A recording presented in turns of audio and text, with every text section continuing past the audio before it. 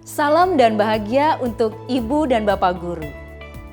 Halo, saat ini kita sampai di modul persiapan pembelajaran berdiferensiasi dengan materi memodifikasi modul ajar sesuai prinsip pembelajaran berdiferensiasi untuk jenjang SMP. Semoga Ibu dan Bapak Guru bersemangat ya untuk mengetahui modul ini lebih lanjut. Nah, di dalam materi ini kita akan belajar untuk memodifikasi modul ajar yang sudah pernah kita buat dalam topik perencanaan pembelajaran. Modul ajar ini akan kita modifikasi berdasarkan hasil pemetaan kemampuan murid sesuai dengan prinsip belajar berdiferensiasi. Mari kita mulai.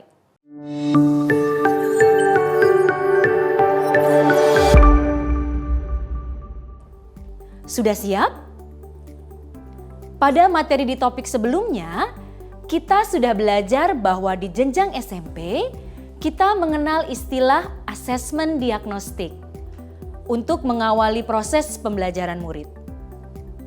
Asesmen diagnostik bertujuan untuk memetakan dan mengidentifikasi apakah murid sudah memenuhi kompetensi prasyarat dari materi yang akan dipelajari atau belum.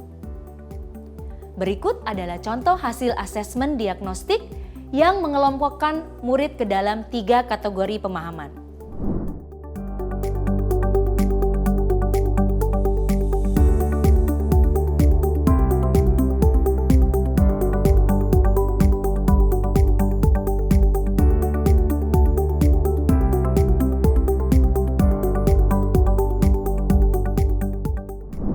Contoh penerapannya dalam asesmen diagnostik kognitif kelas 8, mata pelajaran Bahasa Indonesia.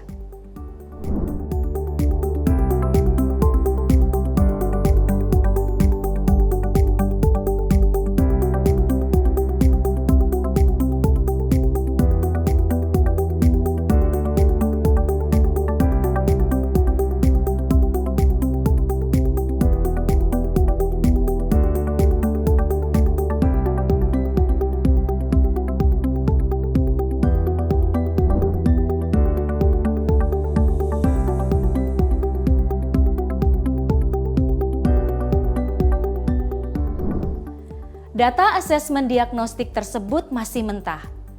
Kita perlu mengolahnya terlebih dahulu dan memutuskan apa yang ingin kita lihat pada murid lebih spesifik. Sehingga kita tidak langsung melihat satu aspek saja. Contoh, bagaimanakah kondisi murid saat mengerjakan soal? Misal kurang teliti sehingga jawabannya salah. Bagaimanakah pemahaman pada konsep? Misal, belum paham pada konsep sehingga tidak dapat menyelesaikan soal. Apakah gaya belajar dari murid tersebut sudah terfasilitasi selama proses pembelajaran? Misal, murid-murid dengan gaya belajar kinestetik tidak terfasilitasi sehingga mempengaruhi cara mereka menerima materi ajar dari guru. Kita perlu mengingat bahwa apapun kompetensi murid, susunlah strategi pembelajaran yang tepat sehingga dapat perlu menyesuaikan kompetensi yang berbeda-beda tersebut. Guru perlu merancang modul ajar yang membuat strategi pembelajaran berdiferensiasi agar semua murid dapat mencapai kompetensi yang sesuai dengan tahap perkembangannya. Ibu dan Bapak Guru, dari pemetaan murid yang dihasilkan dari asesmen diagnostik, kita perlu menyesuaikan kembali pembelajaran yang akan dilakukan agar dapat memfasilitasi murid sesuai dengan kebutuhannya. Ini merupakan salah satu kaidah dari pembelajaran berdiferensiasi. Kita sudah belajar bahwa dalam pembelajaran berdiferensiasi, kita dapat melakukan modifikasi pada konten, proses, dan produk. Pada modifikasi modul ajar kali ini, kita akan melakukan modifikasi pada proses dan produk pada modul ajar. Mari kita ambil contoh salah satu modul ajar yang sudah pernah kita buat pada topik perencanaan pembelajaran. Modul ajar yang diambil adalah modul ajar Bahasa Indonesia dengan topik Menulis teks argumentasi. Karena adanya kategori kemampuan murid, modifikasi yang akan dilakukan dalam modul ajar ini adalah pada bagian assessment. Selain itu, kita tetap perlu membantu murid yang masih berkembang dengan berbagai strategi yang dibahas pada materi menyesuaikan kebutuhan murid dengan tujuan pembelajaran. Berikut adalah strategi diferensiasi pada proses pembelajaran. Murid dikelompokkan dalam 3 kelompok sesuai hasil asesmen diagnostik. Kelompok akan dibagi dalam 1 kelompok besar dan beberapa kelompok kecil sesuai dengan 3 kategori pemahaman. Setiap murid akan dipasangkan dengan murid yang berbeda kategori. Untuk murid kategori 1 akan diberi tantangan menjadi narasumber bagi temannya. Apabila murid yang menjadi narasumber membutuhkan bantuan dalam menjelaskan materi, ia dapat bertanya kepada guru.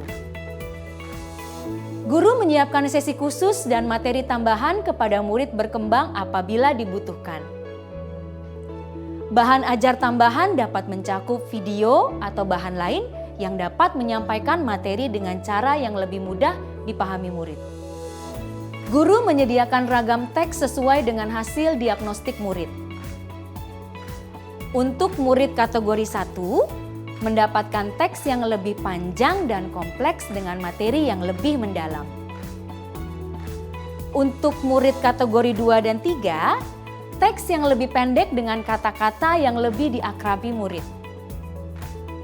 Guru berperan sebagai fasilitator saat belajar kelompok, terutama untuk kategori 2 dan 3. Guru memberikan pendampingan khusus pada kelompok murid kategori 3 untuk menguatkan pemahaman kalimat fakta, kalimat opini, kalimat utama, dan kalimat penjelas.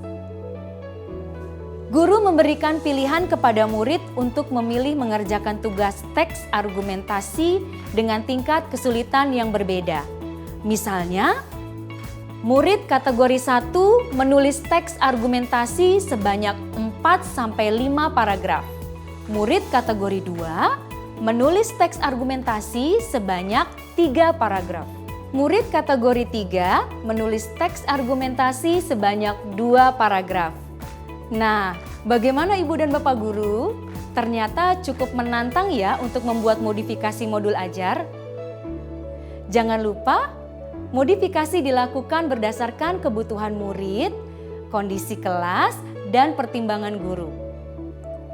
Modul ajar yang dimodifikasi bisa kita sesuaikan dari modul ajar yang sudah disiapkan atau membuat sendiri sesuai kebutuhan kita.